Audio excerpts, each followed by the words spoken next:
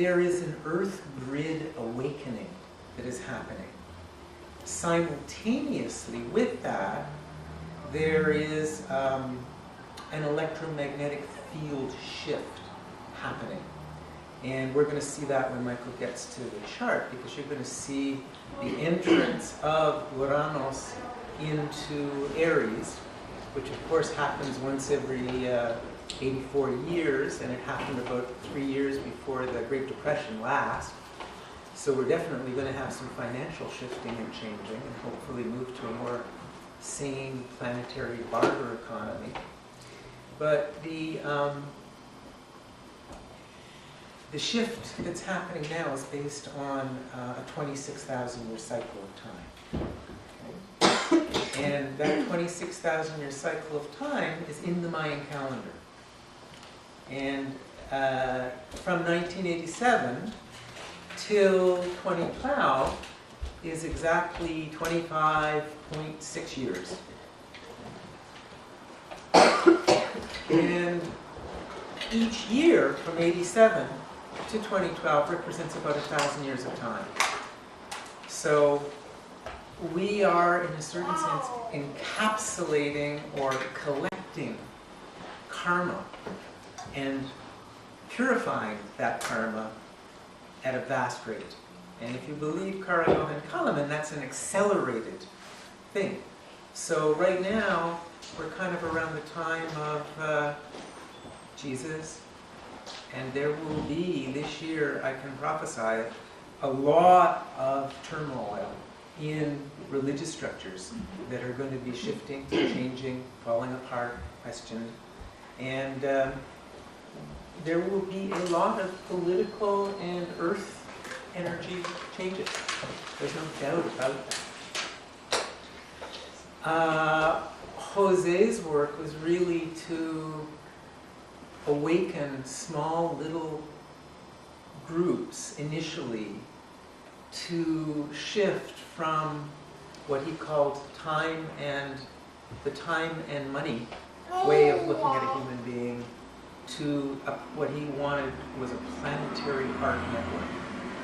So, where do humans get self-esteem from at core? We get it at core from being co-creators. And we're moving towards a time when humans are going to be co-creators with the divine energy, or the divine light, the stream of energy coming our way.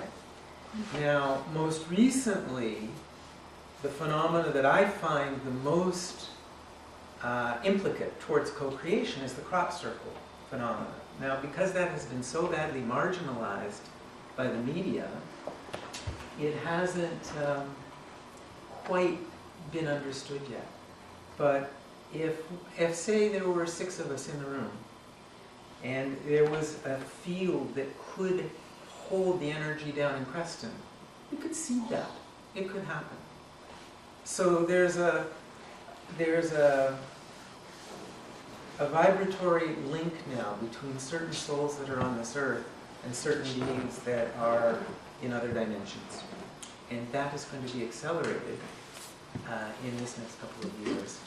And we have people like John Michel, Dane Rudhyar, Jose Arguelles, some of the great souls, Buckminster Fuller, who are still near the planet and are working like many Indian gurus with their disciples. When they leave, it's actually easier for them to reach the monadic level of the soul with their disciples. So there's a tremendous influx of energy about to come in, but there's also an extraordinary logjam of collective karma that needs to be dissolved as elegantly as possible. And right now, it's not looking quite as elegant as we'd like, because some of the karma is involved with technology that has gone wrong. So if you've never, I don't know that there's much of Jose Arguelles that you're going to find on YouTube. You might actually have to read a book. You know, The Mayan Factor was the first book, and it was the one that changed everything. And Jose's dream spell. How many people in this room have done the dream spell? I'm not a dream spell person. Carmen is over there. But if this were a room full of Brazilians, it would be 80%. So it's had an impact in different societies than ours. Great. That's Jose, and it's probably only about a year or two. So he just died? He just crossed over, yeah. Just. Yeah. Diana and I saw him heard him at the Prophets Conference in Vancouver in, when was it, July?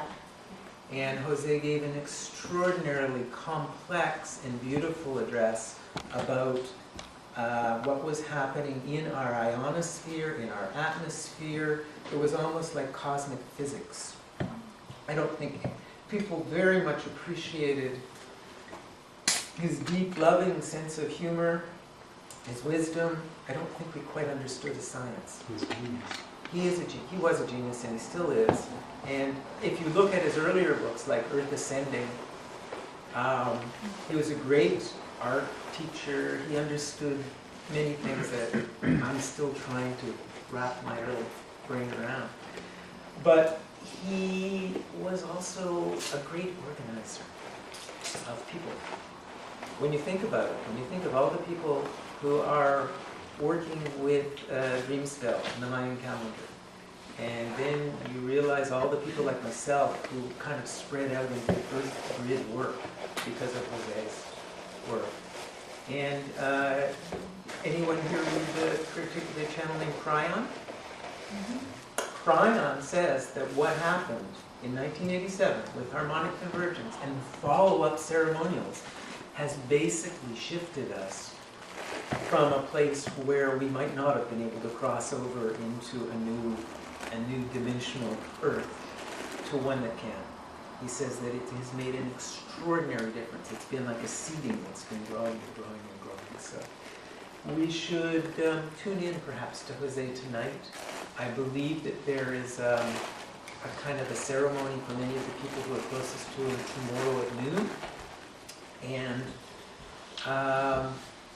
maybe the best thing to do is to just tune in to a place on this earth that you love and you want to project loving energy and healing energy towards, and to do that. And I'm sure that Jose will help from the other side. So I really wanted to... you were all, those of us who know Jose, he wasn't, he worked very, he traveled a lot. Jose walked his talk. He gave up money 15, 20 years ago. And he had been a well-paid university professor in his life. He said, no, I'm going to live by my art. And he went from place to place, and people made donations. They paid for his air tickets. They knew that he had a mission, and everybody helped him to get to where he needed to be. He's a man of extraordinary integrity. So we wouldn't be where we are in consciousness right now on the group level without what he put out.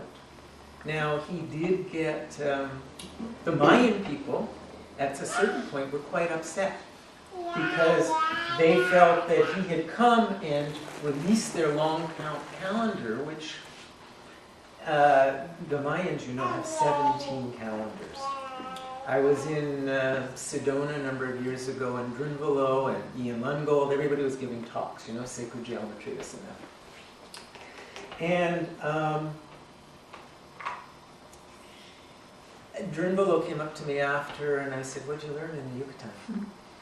And he said, I learned that there are 17 calendars, and the Mayans, and we don't know much about any of them really. And he told me about one called the Calendar of Insects and Fixed Stars. That's the 17th. And as an astrologer, if there's a calendar in that the Mayans have about fixed stars, I'm real interested. Because I spent about 30 years working on an epic poem to try and understand the vibratory energy of 72 fixed stars, which are in the poem. That's another thing. But it's my belief that in Egypt, from what I can gather, there was a set of either 36 or 72, and each of these stars was a vibratory frequency that was collected the way bees collect honey in a temple. And therefore, those energies are like ley lines from the stars coming to the earth. So what we have right now in astrology is there's a lot of leftovers that don't work. There's a lot of medieval astrology. All of the stuff about stars from Hindu and medieval sources are about, people just look and see what star might have been on the midheaven when somebody was shot or killed or whatever. It's very, very negative. However, there's an extraordinary positive stream of energy that is coming into the planet right now, particularly from Andromeda at about 28, 29 degrees of Aries, and from the Pleiades at about 28 degrees of Taurus, and from Arcturus at about 25 degrees of Libra. And there are a number of influences that are benefic and probably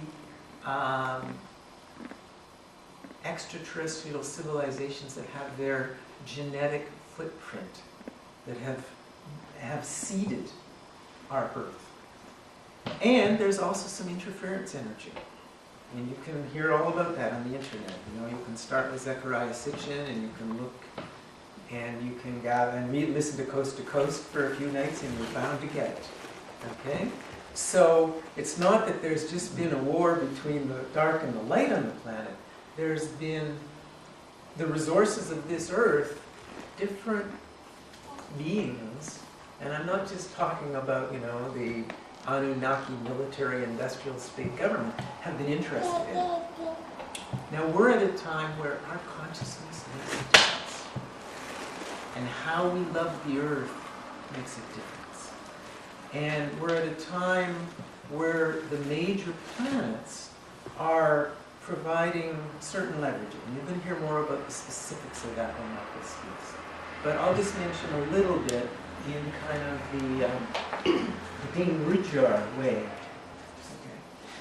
So Dane Rudhyar brought us what is called transpersonal astrology, which was deeper than Jungian astrology, though many of Dane Rudhyar's early followers were Jungian students of Jung.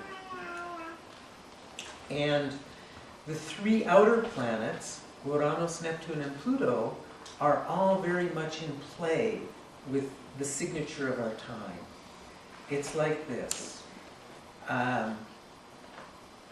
Uranus, as I understand it, is the planet that deals with the magnetic field, the magnetosphere.